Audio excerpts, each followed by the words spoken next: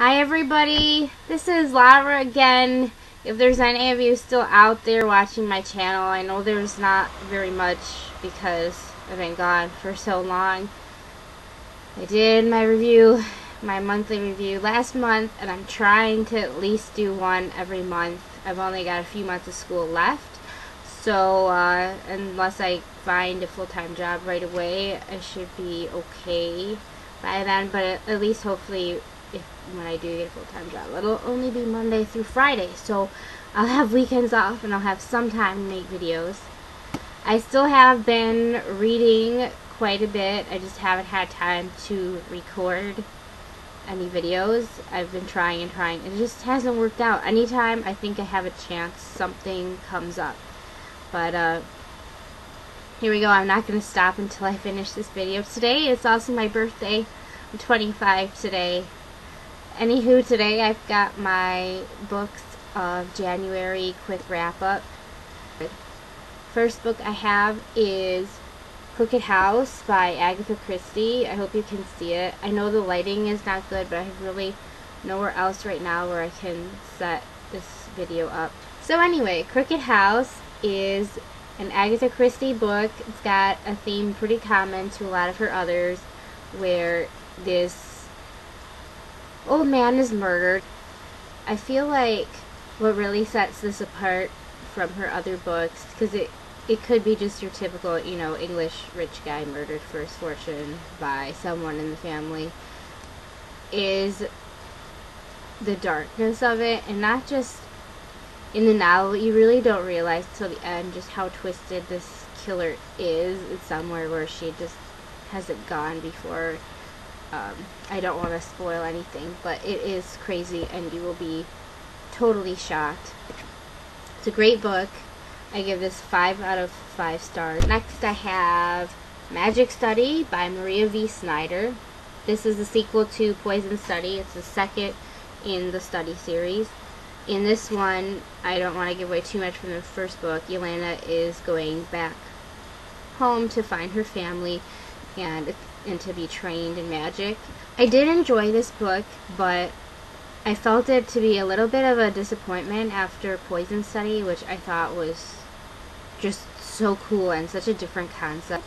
This is more of your kind of generic fantasy setting, but there is the whole like serial killer on the loose, like a mystery-ish type thing going, and that was really neat. The things that kind of let this down for me were, yeah, it was a little bit more generic. Felt like Yelena was becoming somewhat of a Mary Sue type character with all her powers, and also the use of Valak, the love interest from the first book. He's really not in this that much, except to like have a mental link with Yelena and give her moral support, then to show up at the end for some booty calls and to save her life at the last minute. Kind of disappointed with that, but it's still a good book, and I give it a 4 out of 5. Next book I have is The Emerald Atlas by John Stevens. I picked this up at a Borders going out of business sale months ago. I was looking at it, and the lady next to me, she's like, "Oh, that book's fantastic. I got it for my kids, and when I was reading it to them, I got hooked on it, and I had to end up reading it." So I thought I would give it a shot. It's a fantasy book. It's got a cross between like Harry Potter, Chronicles of Narnia, and a series of unfortunate events, all of those things. It's about 3 kids, 2 sisters and their brother, who were sent away from their parents at a young age. They've grown up this bad life in orphanages, and then they're sent to this like creepier orphanage to live where they're the only orphans there. And then there's this magical plot with like a magical book, which you can kind of guess by the title, The Emerald Atlas. Sorry if I'm giving away, but it's the freaking title of the book. And time travel and all this other stuff. I thought it was an enjoyable book, pretty interesting, but it didn't have the level to like transcend age groups like I feel Harry Potter did. And I don't know, I feel like if it was a kid, I would really have loved it, but at my age, it didn't have quite the spark for me to love it. And also the theme, you know, like I said, the plot is really a mixture of all of those stories, which isn't bad, but I wish it could have just been a little bit more different. So, but I did like it. I'd maybe give a 3 out of 5 stars for the Emerald App. Clockwork Prince by Cassandra Clare, the second in her Infernal Devices trilogy, which this is the prequel series to the Mortal Instruments.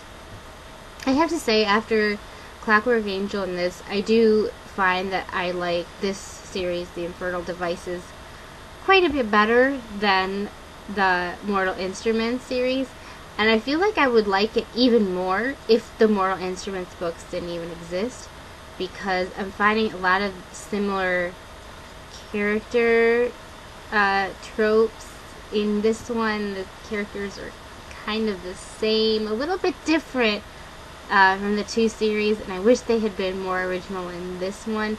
So what's holding me back from liking them more in this is because of how similar they are to their so-called counterparts in Mortal Instruments.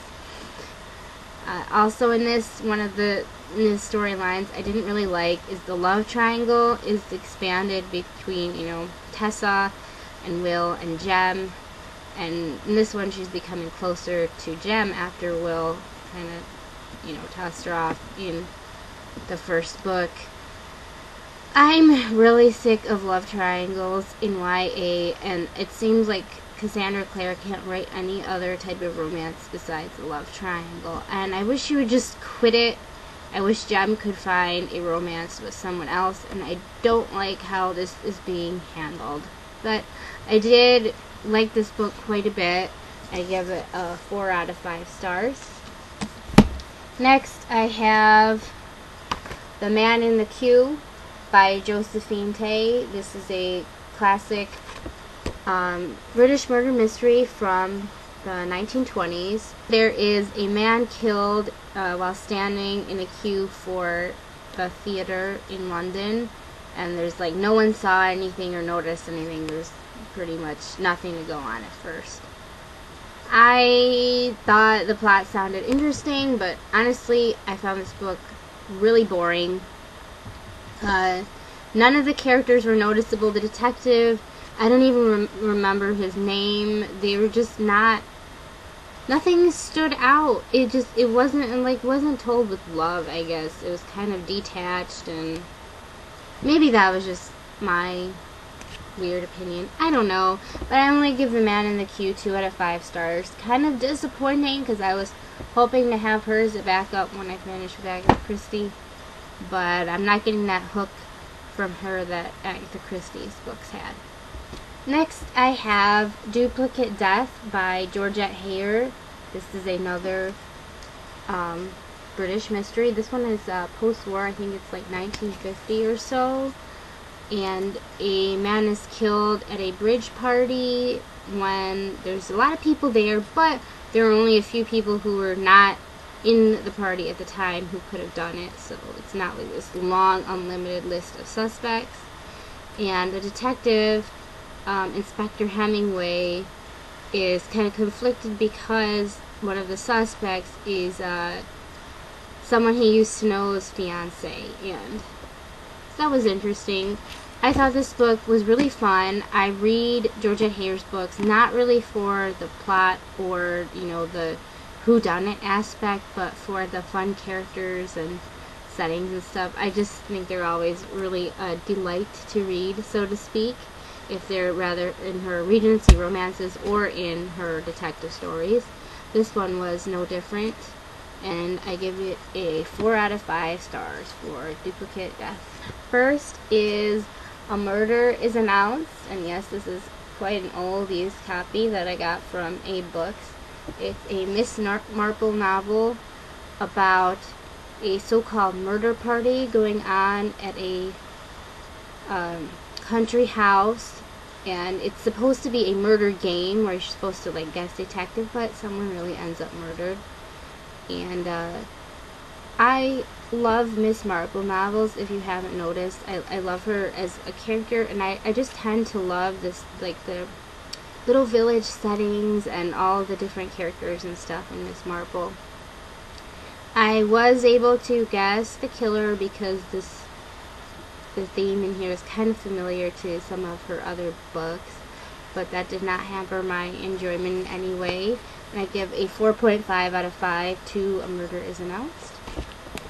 Next and last for January, no, not last, because there's a couple books I don't have. Number 8 out of the 10 for January is Three Blind Mice and Other Stories, also by Agatha Christie. This has the titular Three Blind Mice, which is a longer short story, not quite novella length, but it is her novelization of one of her plays, The Mousetrap, which has actually not been published in book form in England because she did not want it to be published until the play was done running. Unfortunately, I think it's like the longest running play in British history, so that has yet to happen. Then it also has some Poirot short stories and some Miss Marple ones. These are kind of hit or miss. There were a couple that I thought were really good and others that were kind of meh. Nothing really bad though, so I give a 3.5 out of 5 to Three Blind Mice and Other Stories. I almost forgot about these because they were books that I borrowed, but one is Tuesdays with Morrie by Mitch Albom. I had seen the movie adaptation of this when I was in high school in a religion class.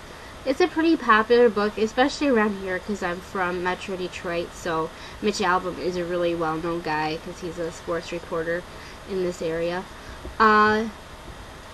It's a true story about Mitch reconnecting with one of his favorite college professors when he finds out that his professor is dying of ALS or Lou Gehrig's disease. I think it's ALS, and he ends up going back to have sort of a class of sorts with Morrie, his old professor, and learns a lot about life and love and death and all that stuff. And it's all true, and it's really heartbreaking and sad, and the movie was a really close adaptation to it.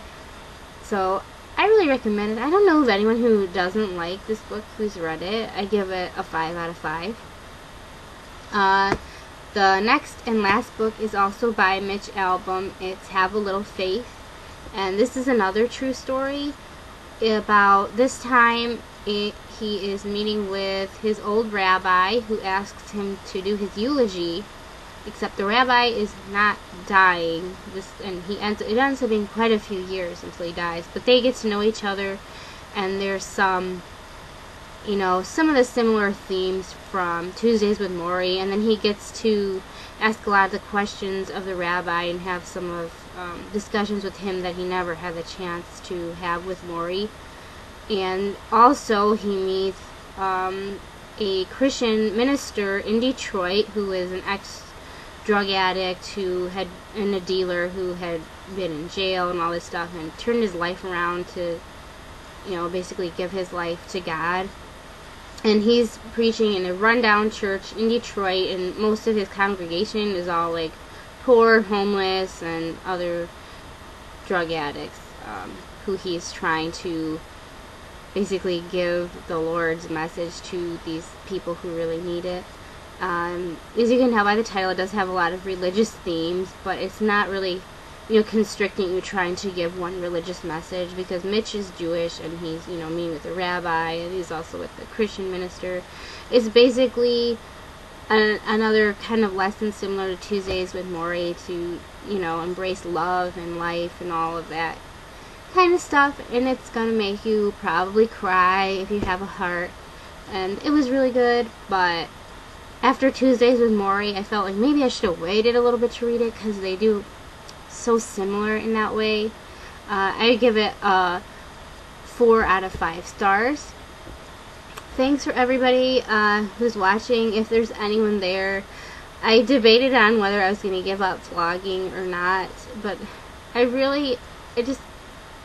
can't quite bring myself to do it. I don't want to quit.